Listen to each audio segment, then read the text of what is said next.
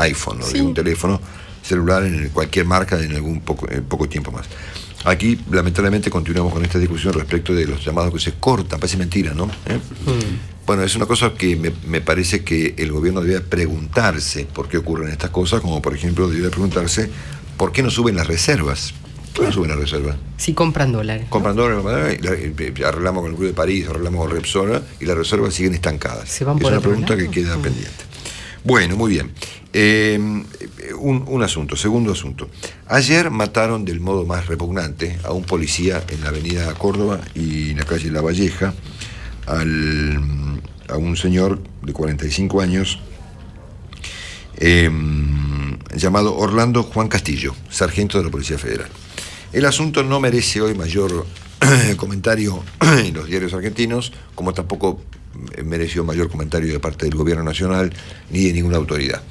Que maten a un policía en el mundo es una normalidad, en algunos lugares del planeta completamente inaceptable, pero en la Argentina es algo normal, aceptado, que no genera mayor preocupación de parte de nadie. La Presidenta, por ejemplo, ha tenido reacciones completamente descomunales por pavadas, sí.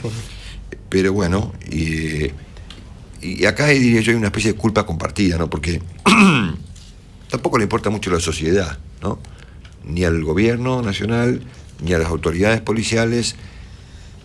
No sé qué pasó con el secretario Berni, ni tampoco le importa mucho a la gente, y tampoco le importa mucho a la prensa, que hoy al tema lo pone en un plano completamente secundario. Pero a mí me resulta siempre un asunto que debe ser subrayado por lo grave del asunto. Estamos hablando de una mañana, un mediodía, en la avenida Córdoba, que un conjunto de ladrones disfrazados de operarios del sur o cosas por el estilo matan a un policía al que atrapan, le meten un balazo en la nuca y se escapan. Ese es el nivel de la seguridad en la Argentina, un desastre. Bueno, en el plano económico estamos claros que el asunto más relevante hoy en día es este de los autos, esperando al 12J, no sé, el 12J o el 16J, lo que sea, veremos cómo sigue la historia económica argentina. Por ahora estamos enfrentados a un problema que parece menor, pero dentro del problema menor se cocinan todos los componentes de esta sopa que es la economía argentina, ¿no es cierto? Todos y cada uno de ellos. Para empezar a conversar las cosas que pasan cuando el gobierno intenta arreglar un problema, que fue lo que intentó hacer el jefe de gabinete con el ministro de Economía y todo su equipo cuando asumieron y dijeron, listo, impuestazo a los autos. Bueno, fenómeno. Cepo a los autos. Cepo a los autos. Resultado ¿terminamos en qué? En que Néstor Pitrola, el líder de la izquierda argentina, le pide al gobierno que baje los impuestos a los autos de alta gama. Sí, increíble. A ver, lo repasamos. Pasó acá hace 2 minutos. Está mirando para otro lado, siendo el responsable, por muchos motivos. Ustedes describieron algunos que están muy bien. Es decir, el problema del cepo cambiario, problemas en el mercado de exportaciones e importaciones. Pero ¿qué pasa? Las tasas de interés de los créditos están al 50-60%. Nadie toma un crédito, nadie compra un auto, ¿no? Está el problema del impuesto a los autos de alta gama, que tal cual lo previmos nosotros y muchos otros, impactó sobre toda la cadena. Y los precios de los autos se fueron a las nubes. Sí. Después la devaluación impactó fuertísimo sobre las autopartes. El 70% de la producción nacional... No era Federico Sturzenegger, era Néstor Pitrola. Ponelo todas las mañanas a que haga el editorial. Exactamente. Bueno, después tenemos la reacción que tuvo aquí el señor Ricardo Pianeri, el titular de Mata, un gremio clásico del peronismo, digamos, que calificó de hijo de puta al señor Pitrola, porque claro, le toma las fábricas. Entonces acá tenemos un primer inconveniente importantísimo que tiene que ver con lo que pasa en el mundo sindical argentino dentro de las empresas. Los sectores de ultraizquierda avanzan y la reacción del sindicalismo peronista clásico es insultar al tipo, ¿no es cierto? Es un problema muy serio, conflicto que nos remite a los 70, pero que podría, a partir del caso de Gestampi y otros casos que están en vigencia, prolongarse en el futuro. Atención con este asunto. El segundo tema, obviamente, es el económico. El gobierno que intenta arreglar un problema y lo termina agravando. Como ha hecho en todos los casos. Es como un clásico. Cada vez que identifican un inconveniente y lo quieren resolver, generan una situación peor de la que estaba. El ejemplo del paciente y del médico aplica acá como nunca. El paciente estaba complicado. Llegó el médico, le enchufó el medicamento, lo mató al tipo. Entonces terminamos con las automotrices paradas, con despidos en las autopartistas, con caída de 40% de la venta de autos, sin arreglar el tema con Brasil y con los dirigentes sindicales enfrentados, y todos se juntan y le endosan el problema de la provincia de Buenos Aires, ¿entendés? Pero es una cosa completamente delirante. Yo intentaba preguntarle a Piñanelli si había hablado con la Presidente, que bueno, hoy estamos claros que es el dirigente sindical más importante de los que está cerca de la Presidente, y bueno, reaccionó con este insulto al señor Pitrola. A ver. Soy un laburante, aunque ese hijo de puta diga que soy un burócrata. Ese viene de la imprenta. Y ni a un garo con 84 años le pudo ganar unas elecciones. Bueno, muy bien. Entonces, fíjense en qué termina un desmanejo de la política económica. ¿En qué termina? Claro. Termina en esto. Bueno, y por último, algunas reflexiones sobre el tema vudú y un audio que quiero repasar de algo que se dijo creo que fue en agosto del 2012. Bueno, a ver, las noticias respecto del tema vudú de hoy son 4. La primera es que el vicepresidente parte para Venecia, no al carnaval, como sugería nuestro amigo Seba, sino a participar en representación de la Presidente a la Bienal de Venecia. La segunda noticia es la que da hoy Lucía Salinas en Clarín, que dice que el presidente, como todo el mundo prevé, no le va ni pedir la renuncia ni a pedirle que le tome licencia.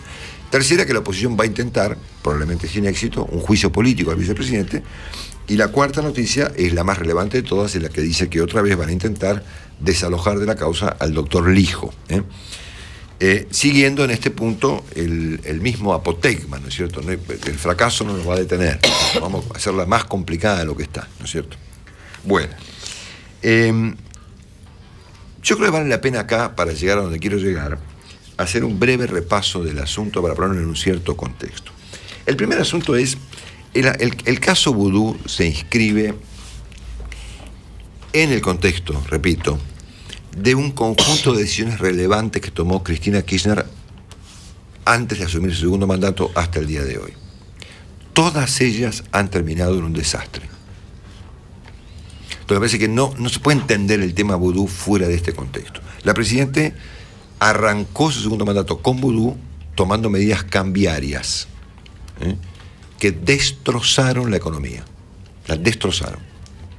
Empezamos con el control del cambio, terminamos en el cepo y terminamos en esto de esta mañana con dirigentes sindicales que se insultan porque obviamente la economía no da para mucho más.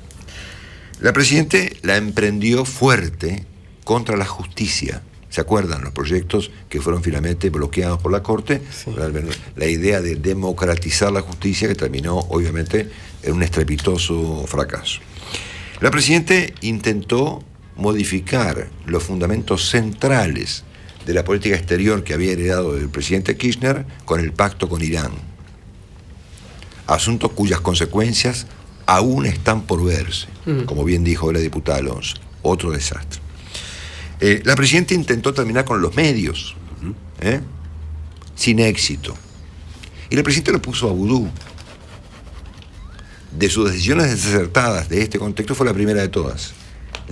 Esta etapa del gobierno arrancó justamente con la fórmula Cristina Vudú. Lo de vudú era lo último que faltaba para terminar de entender hasta qué punto esta segunda gestión de Cristina no anda bien. Entonces, volvamos un poquito dentro de este al tema vudú original. ¿Cómo empieza el tema vudú? El tema vudú empieza porque Chicone quiebra. Y Chicone era una compañía que venía muy complicada, como consecuencia de desmanejos y de casos de corrupción y de cosas raras, y un día quiebra. La voy a hacer corta. Cuando quiebra la compañía, el juez de la causa, de la quiebra, le otorga en alquiler la planta a otra empresa, para que no cierre.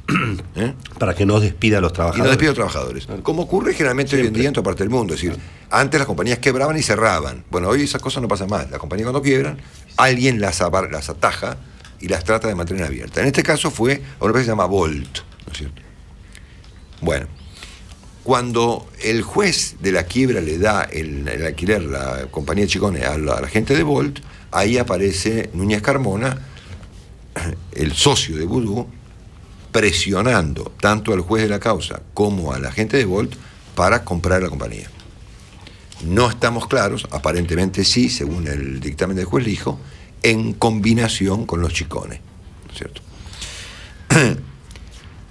Digamos, el caso, esto habrá sido, esto trasciende a principios del 2011. Esto ocurrió en el 2010. Exactamente. La situación Las primeras noticias que los periodistas recibimos sobre el caso de Chicone parten de esta situación, cuando Núñez Carmona mete mucha presión sobre Volt y sobre el juzgado para quedarse con la compañía. El paso siguiente a estas presiones, que fueron obviamente motivo de muchos comentarios privados en la vida política, económica y periodística de la Argentina, el paso que fue Jorge Asís, con su famoso artículo, ¿cómo se llamaba? El paraíso de Olfant, publicado en su propio blog. Y el tercer gran paso fue La Data, cuando entrevista en Radio Mitre a principios del 2012 a Laura Muñoz, la esposa de Van der Broele, que ratifica que el señor Van der Broele era un testaferro de vudú. Este es el caso, el asunto, la combinación de asuntos que dispara semejante situación. Obviamente aquí hay una montaña de interrogantes respecto de si Cristina sabía, no sabía, si Néstor Kirchner sabía, no sabía, una montaña de cosas.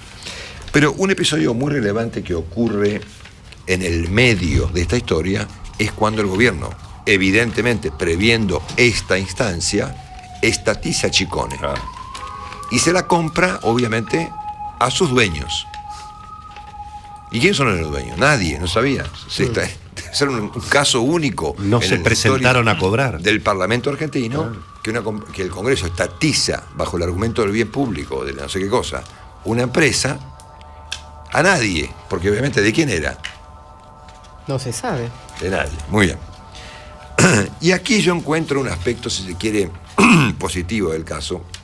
Porque yo me acordé del debate que hubo en el Congreso argentino cuando se estatizó Chicone, y me acordé muy bien de las palabras de cierre de ese debate, antes de que todos voten esto, del jefe del bloque de senadores del oficialismo, el senador Pichetto, que dedicó un discurso, entre comillas, a defender, entre comillas, o entre paréntesis, que parecía en defensa de vudú. ¿No es cierto? Que parecía en defensa de vudú. Y él le dijo, Pichetto le decía al vudú, ustedes recuerdan aquella imagen extraordinaria del Congreso debatiendo el tema Chicone, sí, delante de vudú que sonreía mientras presidía la asamblea, la sesión. Era una imagen extraordinaria. Emblemática. Vudú sonreía mientras Pichetto le decía, si usted viviera en Francia, señor presidente, esto no le hubiera pasado, ¿no es cierto? Entonces, este pedacito del discurso vamos a ponerlo para hacer después una breve reflexión. Usted no hubiera tenido ese problema en Francia. ¿Por qué? Porque la inmunidad que usted hubiera gozado como presidente o vicepresidente, eventualmente si existiera la institución, le determinaría que usted no podría haber sido molestado hasta una semana después, porque el proceso de gobierno en Francia está garantizado para que no haya intromisión de ninguna situación judicial. Ahora Sarkozy lo van a investigar sobre la causa L'Oréal, que fue el problema del financiamiento económico de su campaña. Al expresidente de Francia, Jacques Chirac, lo estaban procesando por una causa de designación de ñoquis en el municipio de París, donde el hombre construyó su carrera política para llegar a la presidencia. En ese momento Chirac era opositor al socialismo, a Mitterrand, y lógicamente construyó su espacio político y tenía designado a algunos amigos que hacían el trabajo político. Eso le costó y le está costando ahora un proceso judicial a Chirac, pero no durante la gestión. No durante el proceso de gobernabilidad, que tiene que estar libre. ¿Qué le estaba diciendo Pichetto a vudú el día de la estatización de Chicone? Le decía, mire, usted está hasta las manos, ¿no? Como Chirac y como Sarkozy. Claro. Pero, como en Francia, hay que esperar a que usted deje el poder, claro, para luego ser juzgado, ¿no es cierto? Pichetto no le dice, mire, usted es inocente del caso. No, le dice, mire, usted como Sarkozy y como Chirac debe ser juzgado, pero después. Claro. Porque goza de la inmunidad que le otorga el papel de vicepresidente de la Nación, o lo que sea. Y yo creo que acá está la gran noticia del asunto, digamos. Todo el mundo sabe, como Pichetto, que Vudú está hasta las manos. Que fue lo que Pichetto acaba de... A ver, fue lo que Pichetto le dijo en la cara a un sonriente Vudú el día 16 de agosto del 2012, mientras el Congreso irresponsablemente votaba la estatización de Chicone comprándosela a nadie. O comprándosela en todo caso al tipo que presidía la sesión. Una cosa completamente delirante, ¿no es cierto? Entonces, ¿qué le decía Pichetto a Vudú en ese momento? Le decía, mire, usted, como Sarkozy y como Chirac, está hasta las manos. Pero claro, vamos a juzgarlo después de que culmine su proceso de inmunidad, esto es cuando vaya al poder. Si usted viviera en Francia, esto que le pasa ahora no le hubiera pasado, le está diciendo Pichetto a Vudú. Entonces, acá está la gran noticia del caso Chicone, me parece a mí, que es que a diferencia de lo que ocurre, por ejemplo, en Francia, con los casos de Sarkozy y de Chirac, y a diferencia con toda la historia argentina en esta materia, un asunto de corrupción está siendo juzgado, como ocurre en Brasil y como ocurre en Estados Unidos, no después sino durante. Es un avance dentro del estropicio y dentro de los repugnantes del asunto, es un avance significativo. Por eso es muy relevante que no lo saquen al juez. Porque bueno, acá están los dos grandes ejemplos, digamos, ¿no? Por ejemplo, el juicio de residencia, el ejemplo que se cita siempre, como en la época de los virreyes. Se juzgaba el virrey cuando se iba, ¿no? Claro. Y si había afanado lo desplumaban después, ¿no es cierto? Ahora, después hemos tenido el caso, por ejemplo, de Collor de Mello, juzgado durante su presidencia. O sin ir más lejos, el caso de Watergate, que es el caso más emblemático de todos, de juzgar a un presidente mientras es presidente. Entonces, si se quiere, y buscándole un aspecto positivo a esta situación, me parece que haya salido mal la idea de Pichetto es muy positivo para la Argentina. Y ojalá sepamos aprovecharlo como experiencia para el futuro. Que un vicepresidente y eventualmente otros funcionarios, para arriba o para abajo, puedan ser juzgados no después, sino durante.